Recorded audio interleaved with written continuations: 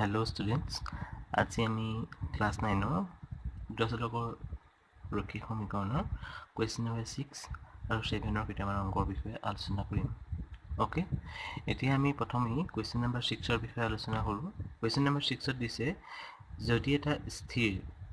ধ্ৰুৱক বুলি ক'লে আমি সকলোৱে চিনি পাওঁ, যদি এটা স্থিৰ বল প্ৰয়োগ কৰাৰ ফলত কোনো এটা বস্তুৱে কৰা কাৰ্য বস্তুটোৱে অতিক্ৰম কৰা দূৰত্বৰ সমানুপাতিক হয়, তেনেহলে এই তথ্যক দুটা চলকযুক্ত ৰৈখিক সমীকৰণ এটাৰে প্ৰকাশ কৰা।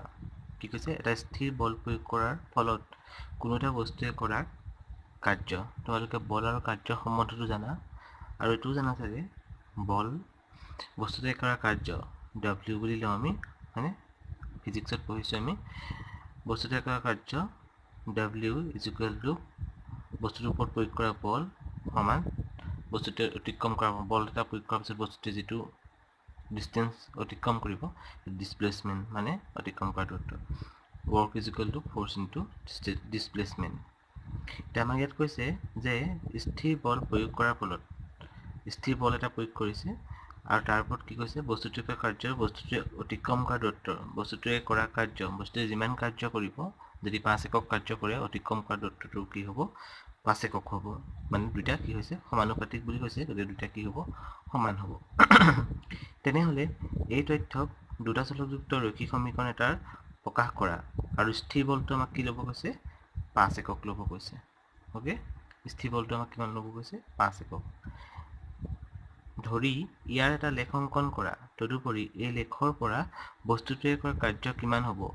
উলিওৱা। যেতিয়া বস্তুটোৱে অতিক্ৰম কৰা দূৰত্ব, লেখৰ পৰা আমাক উলিয়াব কৈছে যে অতিক্ৰম কৰা দূৰত্ব 2 একক হ'লে কাৰ্য কিমান হ'ব, অতিক্ৰম কৰা দূৰত্ব 0 একক হ'লে কাৰ্য কিমান হ'ব উলিয়াব কৈছে। আমি অংকটো কৰোঁতে আমি প্ৰথমতে ধৰি ল'ম যে বস্তুটোৱে অতিক্ৰম কৰা দূৰত্ব x, বস্তুটোৱে অতিক্ৰম কৰা দূৰত্ব কি ধৰি ল'ম x, আৰু বস্তুটোৱে কৰা কাৰ্য কি বুলি ধৰি ল'ম y হ'ল। এতিয়া আমি এই সমীকৰণটোৰ পৰা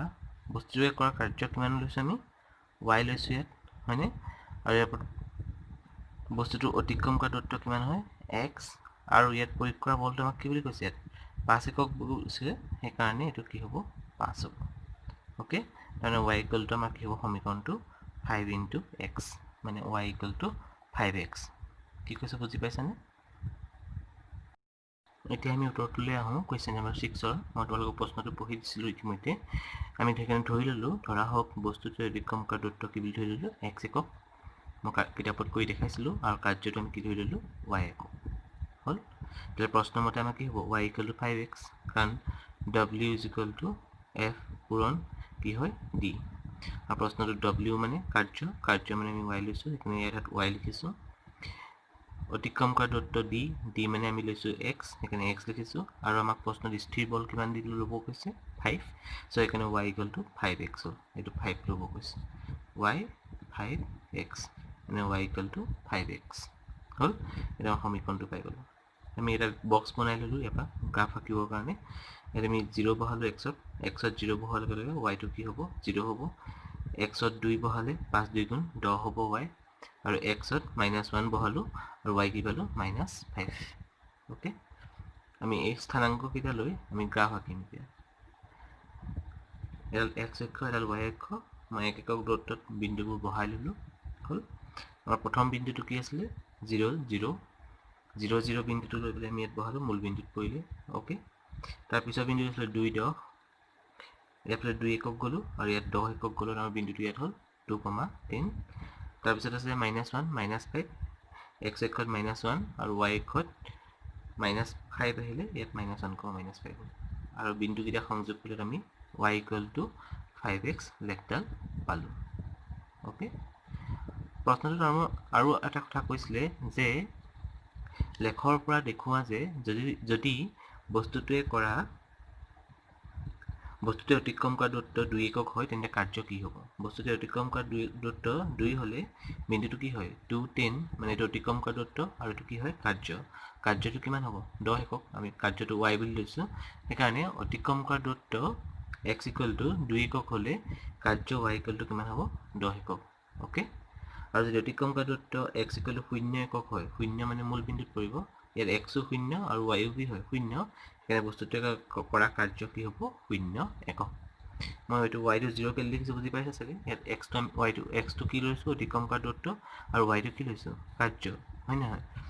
এটা যদি x টো 2 একক দি দিছে প্ৰশ্নত x টো 2 একক হলে বিন্দুটো ক'ত লাগিব 10 ত সেইকাৰণে y 10 হ'ব আৰু x 0 হলে তো y 0 হ'ব ওকে এতিয়া আহিছো কোৱেশ্চন নম্বৰ 7-1 লৈ 7-1 কৈছে যে এখন স্কুলৰ নৱম শ্ৰেণীৰ দুজনী ছাত্ৰী জামিনী আৰু ফাতিমাই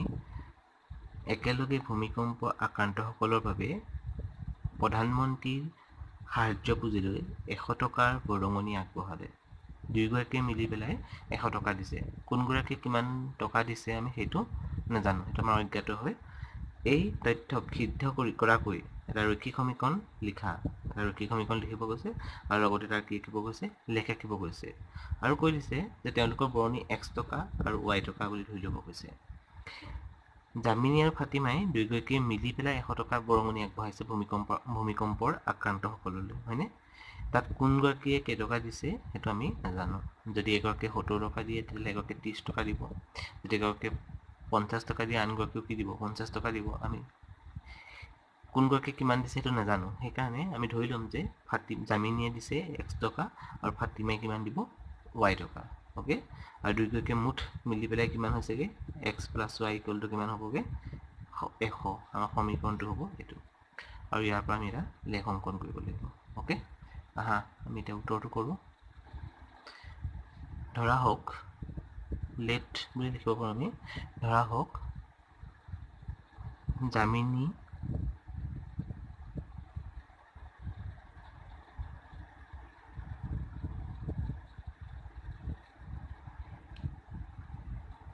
জামিনীয়ে আগবঢ়াই সমান x টকা আৰু ফাতিমাই আগবঢ়াই সমান কেইটকা y টকা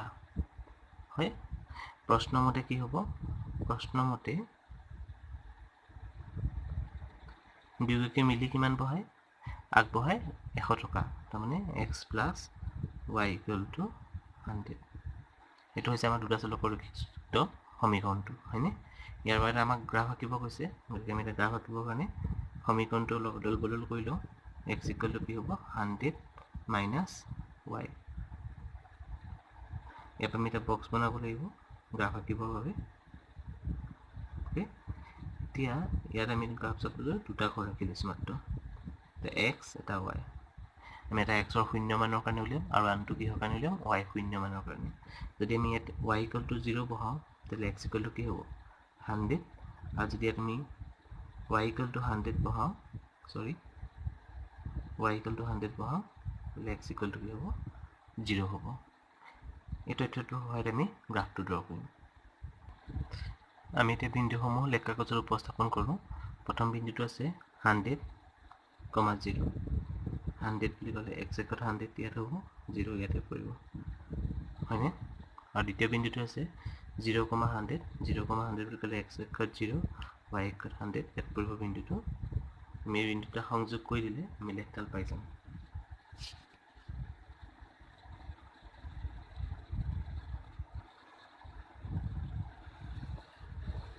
হ'ল গতিকে এইটো বিন্দুটো কি আছিলে 100, 0 আৰু এইটো কি আছিলে 0, 100 এই বিন্দুটা সংযোগ কৰিলে আমি কোনডাল লেখ পালোঁ x + y = 100 আমি ইয়াত লিখি দিলোঁ x + y = 100 হৈ গ'ল খালি এটা কথা মনত ৰাখিবা ইয়াত x একত 1 একক দূৰত্বত আমি কিমানকৈ লৈছোঁ 20 একককৈ লৈছোঁ হয়নে 1 চেণ্টিমিটাৰত কিমানকৈ লৈছোঁ 20 একককৈ ওকে থেংক ইউ 7ৰ 2 নম্বৰ প্ৰশ্নলৈ 7ৰ 2 নম্বৰ প্ৰশ্নটোত কৈছে যদি পুতেক আৰু বাপেকৰ বৰ্তমান বয়স ক্ৰমে x আৰু y আমাক দি দিছে পুতেকৰ কি দিছে x বাপেকৰ কেইবছৰ বুলি কৈছে y বৰ্তমান বয়স প্ৰকাশ কৰা হয় আৰু 10 বছৰৰ পিছত বাপেকৰ বয়স পুতেকৰ বয়সৰ দুগুণ হয় বৰ্তমান বয়স তেওঁলোকৰ কিমান হয় পুতেকৰ x বছৰ আৰু বাপেকৰ কেই বছৰ y বছৰ যে বৰ্তমান বয়স যদি পুতেকৰ x বছৰ হয় আৰু বাপেকৰ যদি y বছৰ হয় তেনে 10 বছৰৰ পিছত তেওঁলোকৰ বয়স কিমান হ'ব x + 10 হ'ব পুতেকৰ আৰু y + 10 হ'ব কাৰ বাপেকৰ হয়নে কৈছে 10 বছৰৰ পিছত বাপেকৰ বয়স 10 বছৰৰ পিছত বাপেকৰ যিমানটো বয়স হ'ব পুতেকৰ কি হ'ব দুগুণ হ'ব মানে পুতেকৰ বয়সক 2 দিয়ে পূৰণ কৰিলে এই বাপেকৰ বয়সৰ লগত কি হ'ব সমান হ'ব এইটো হ'ব আমাৰ দুটা চলকৰ ৰৈখিক সমীকৰণটো আৰু এই তথ্যখিনি সহায়ত মানে এটা লেখ অংকন কৰিব কৈছে এটা দুটা চলকৰ ৰৈখিক সমীকৰণ প্ৰকাশ কৰিব কৈছে আৰু এটা কি কৰিব কৈছে লেখ দুটা চলকৰ ৰৈখিক সমীকৰণটো কেনেকৈ প্ৰকাশ কৰে মই তোমালোকক দেখাই দিছোঁ যে বাপেকৰ বয়স যদি y বছৰ হয় 10 বছৰৰ পিছত y + 10 পুতেকৰ বয়স যদি x হয় 10 বছৰৰ পিছত কিমান হ'ব x + 10 তাৰপৰা কৈছে পুতেকৰ বয়সৰ দুগুণ হয় 10 বছৰৰ পিছত বাপেকৰ বয়সটো কি হয় পুতেকৰ বয়সৰ দুগুণ পুতেকৰ বয়স কিমান পালো x + 10 তাৰ দুগুণ কৰিলে বাপেকৰ বয়সৰ লগত কি হ'ব সমান হ'ব আৰু এই দুটাক আমি সিম্পলিফাই কৰি পেলাই এটা দুটা চলকৰ ৰৈখিক সমীকৰণ প্ৰকাশ কৰিব লাগিব আকৌ সেই সমীকৰণটোৰ পৰা আমি এটা কি কৰিব লাগিব লেখ অংকন কৰিব লাগিব ওকে তে আমি সমাধানটো কৰোঁ ধৰা হওক লেট পুতেকৰ বৰ্তমান বয়স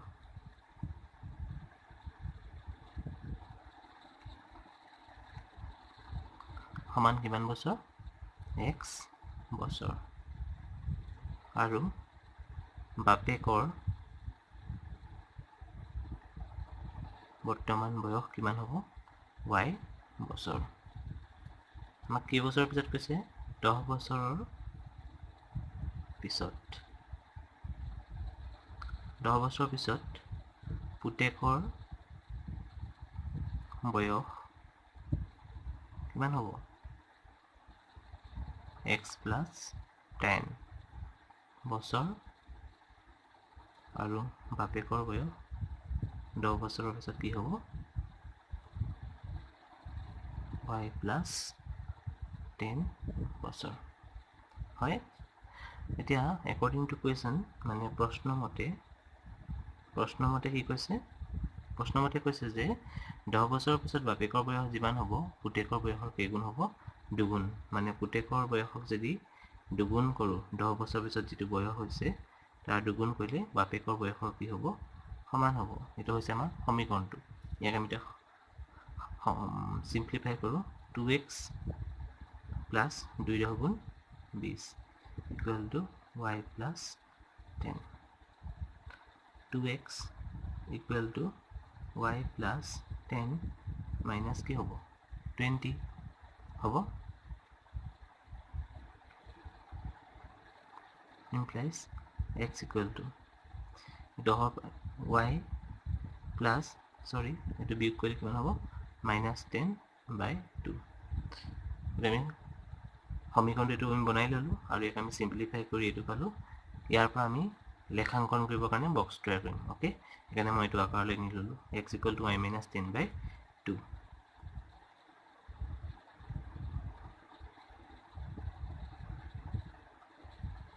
ইয়াত x বহালো ইয়াত y বহালো y যদি 0 বহাও x কিমান হ'ব y টো 0 বহালে উঠি গুচি যাব 2 × 5 = 10 এইটো কি হ'ব -5 হ'ব ওকে আৰু যদি y যদি 10 বহাও 10 হৈ গ'ল কি হ'ব 0 x যদি কি হ'ব 0 হ'ব আমি এই দুটা মানৰ সহায়ত এই প্ৰশ্নটোৰ কি আহিম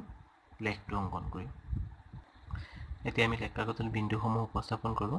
আমাৰ প্ৰথম বিন্দুটো আছে -5, 0 -5, 0 মানে x একত -5 x একত -5 আহিলে হ'ল আৰু y একত 0 হ'ব নেক্সট আছে 0,10 0,10 সেইটো আমি বহাবলৈ হ'লে ইয়াত x অক্ষত 0 হ'ব আৰু y অক্ষত 10 মানে বিন্দুটো ইয়াত বহিব 0,10 আমি এই বিন্দুকেইটা সংযোগ কৰি দিওঁ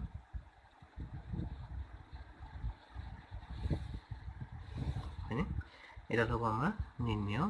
গ্ৰাফডাল আমি বিন্দুকেইটা পাই গ'লো এইকেইটা বহাই জইন কৰি দিলোঁ সমীকৰণটো হ'ব আমাৰ কি হ'ব 2x - y equal to 2x minus plus 10 equal to 0 আমি এনেকৈ লিখিলে হ'ব 2x plus minus y plus 10 equal to 0 okay এইটো হ'ব আমাৰ সমীকৰণটো লেখ